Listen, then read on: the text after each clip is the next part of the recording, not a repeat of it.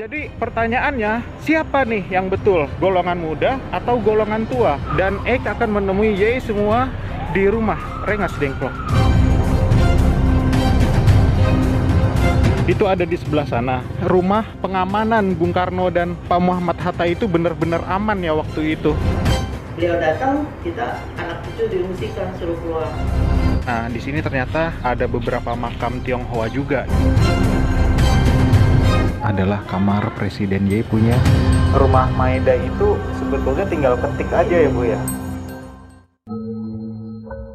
Setelah para golongan muda mengadakan rapat ulang, akhirnya diputuskanlah pada malam itu juga untuk membawa paksa Presiden Soekarno dan wakilnya Pak Muhammad Hatta ke suatu tempat. Sebenarnya aksi golongan muda membawa paksa Pak Presiden Soekarno dan Pak Muhammad Hatta bisa dibilang aksi nekat ya. Tapi seolah mau gimana lagi ya, itu tuh udah urgent banget gitu loh. Mumpung kekuasaan di Indonesia lagi kosong waktu itu. Akhirnya aksi itu dilakukan sekitar jam 2 atau jam 3 pagi waktu itu. Kalau misalkan jam 7 pagi ya itu kesiangan udah ya. Jadi kalau boleh deskripsikan pada saat itu Pak Soekarno dalam hatinya tuh bilang gini, "Oh alah jancuk, iki cah-cah enom ora ono sopan-sopane karo wong tuwa," gitu ya. Kurang lebihnya kayak gitu. Pertanyaannya adalah kenapa harus ke wilayah Rengas Dengklok? Karena dari wilayah Rengas Dengklok lah pergerakan tentara Jepang mudah dibaca, mudah terdeteksi oleh para pejuang.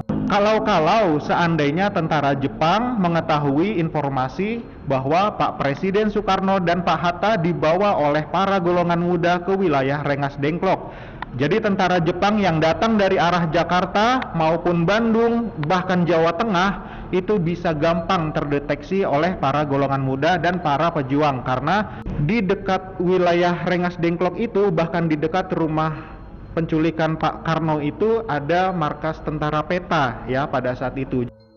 Monumen ini yang dimaksud banyak orang yang merupakan bekas markas tentara peta yang berfungsi sebagai tempat pemantauan jika terjadi pergerakan tentara Jepang ke rumah pengamanan Bung Karno dan Pak Hatta di Rengas Dengklok. Saya pun awalnya berpikiran sama, tapi setelah saya mendapat penjelasan dari ahli waris rumah Rengas Dengklok, monumen ini bukan markas tentara peta yang dimaksud. Dulunya kawasan monumen ini hanyalah sebuah rumah warga yang dijadikan pos jaga tentara peta untuk menjaga Bung Karno dan Pak Hatta selama berada di rumah Rengas Dengklok. Lokasi pos jaga ini pun disinyalir belum tentu di lokasi ini karena monumen ini dibangun sekitar tahun 1950 setelah Indonesia merdeka. Tapi meskipun begitu, setidaknya ada bukti dari kisah Rengas Dengklok bahwa selama Soekarno-Hatta berada di Karawang, mereka dijaga keamanannya dari pihak pejuang. Selain itu, alasan lainnya adalah agar Pak Presiden Soekarno dan Pak Muhammad Hatta terlepas dari tekanan atau pengaruh pihak Jepang ya. Karena Y Presiden punya Soekarno waktu itu menjabat sebagai ketua PPKI. Nah teman-teman, sekarang kita udah di gerbang menuju ke rumah pengamanan Bung Karno dan Pak Muhammad Hatta waktu itu. Jadi tadi kan kita udah lihat bekas markas peta ya. Tadi tuh ada di sebelah sana. Bekas markas tentara peta dari sana ke dalam rumah Rengas Dengklok ini tuh nggak jauh. Kurang lebih 150 meter lah. Jadi kita makin yakin nih bahwa rumah pengamanan Bung Karno dan Pak Muhammad Hatta itu benar-benar aman ya waktu itu.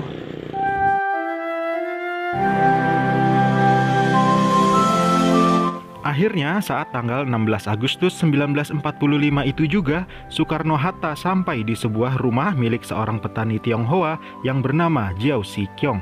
Di rumah inilah Soekarno-Hatta ditempatkan selama di Karawang untuk menjauhkan tokoh Dwi Tunggal ini dari pengaruh Jepang. Soekarno-Hatta sampai di rumah ini sekitar siang hari karena walaupun saat itu menggunakan mobil, tapi jalanan menuju ke rumah ini tidak semulus zaman sekarang. Ditambah, wilayah ini dulunya masih area hutan. Selama beberapa lama di rumah Rengas Dengklok ini, Soekarno-Hatta tetap pada pendiriannya bahwa proklamasi kemerdekaan harus melalui sidang PPKI agar kemerdekaan Indonesia diraih tanpa pertumpahan darah lagi.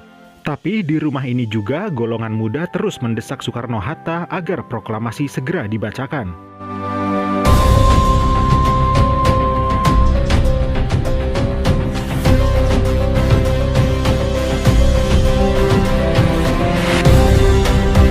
Besar kemungkinan golongan muda berhasil membujuk Soekarno-Hatta agar mau menuruti keinginan golongan muda, karena di rumah ini ditemukan beberapa kertas berisi coretan tulisan tangan yang diduga kuat naskah proklamasi sudah disusun saat Soekarno-Hatta berada di rumah Rengas Dengklok ini. Sayangnya, lembaran kertas itu sekarang sudah tidak ada lagi, karena sesaat Soekarno-Hatta kembali ke Jakarta, kertas-kertas itu sudah dibersihkan karena ketidaktahuan serta mengantisipasi kemungkinan buruk yang terjadi pasca kedatangan Soekarno-Hatta di rumah ini. Kenapa Pak Jiao Qi Xiong mengizinkan rumahnya ditempati Soekarno-Hatta? Itu semua karena rasa ingin merdeka yang juga dirasakan keluarga Jiao Sikyong. Keluarga mereka rela diungsikan sementara saat Soekarno-Hatta berada di rumah ini.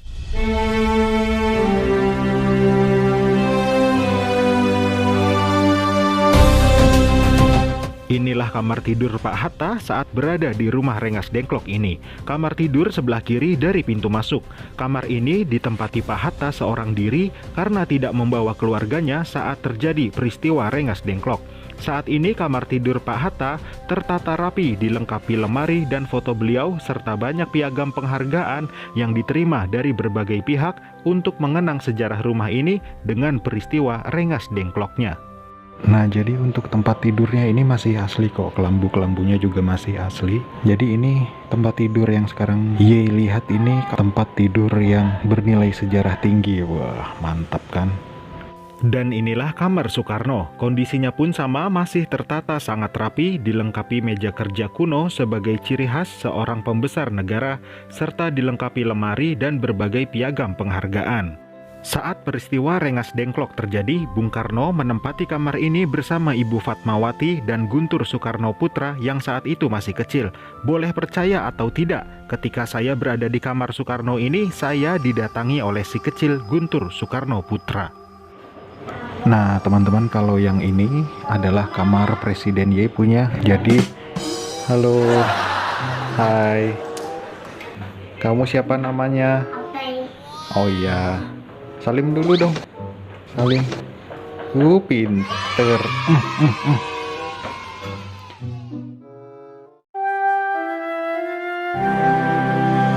Kamar tidur Soekarno dan keluarganya ini berada di sebelah kanan dari pintu masuk.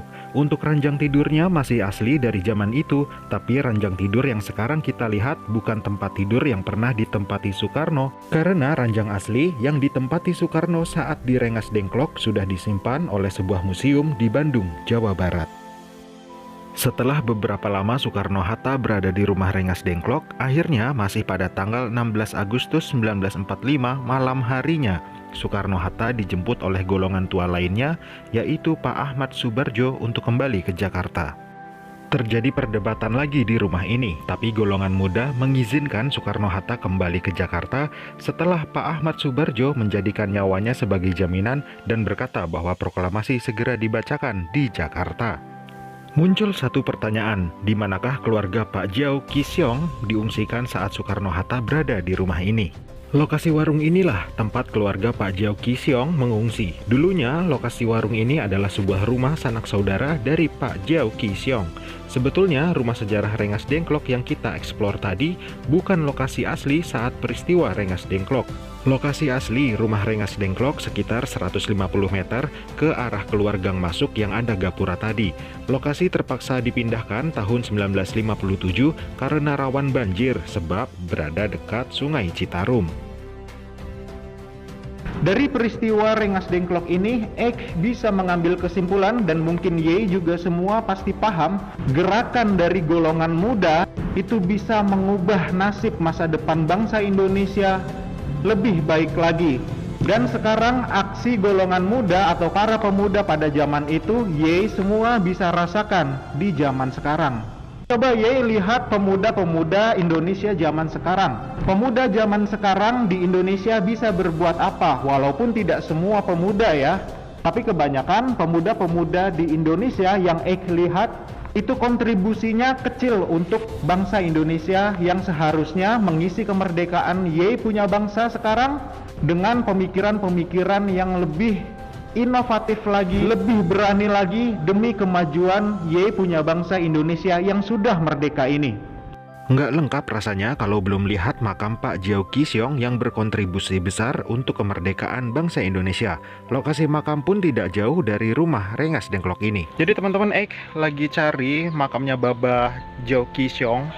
Lokasinya sih yang dikasih tahu sama Ibu Yanto sih daerah sini.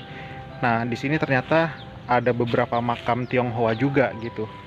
Ya udah, mau cari makamnya Babah Jiao Qisong. Iya, ternyata benar makam-makam yang ada di sekeliling makamnya Babah Jiao Qisong ini adalah keluarga ya, masih ada garis keluarga ya. Contohnya ya anak cucu misalnya gitu ya. Dan inilah makam atau pusara Babah Jiao Qisong yang masih sangat-sangat terawat. Teman-teman, jadi inilah pusaranya makam Babah Jiao Qisong, pemilik rumah sejarah di Rengas Dengklok ya. Berhubung udah di sini, mari sama-sama kita mendoakan Babah, berdoa menurut agamanya masing-masing ya.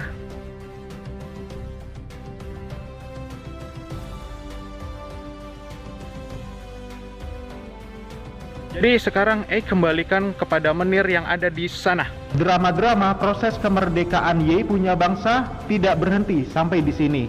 Masih ada drama yang lebih mengharukan lagi. Dan mengajak kalian semua ke rumah Laksamana Maeda.